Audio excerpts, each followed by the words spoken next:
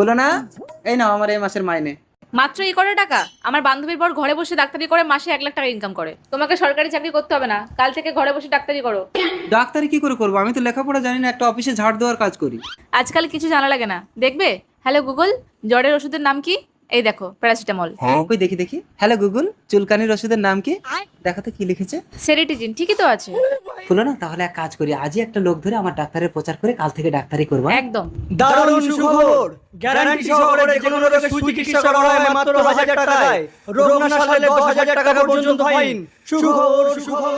রোগ না সারলে 10,000 টাকা ফাইন। এ ভাই 1000 টাকা ধার দিবি? না না আমি দেবো না। আরে শোন, 1000 টাকা দিলে আমি 10,000 টাকা আনবো। কি করে? তাই ঠিক আছে, চল দেবো, চল। এইবার তোমাকে পুরো ডাক্তার লাগছে। লাগছে তো? স্যার বাইরে একজন পেশেন্ট এসেছে। কি হয়েছে? ডাক্তারবাবু হাত উঁচু করে হাই তুলতে গিয়ে আর হাত নামাতে পারছে না।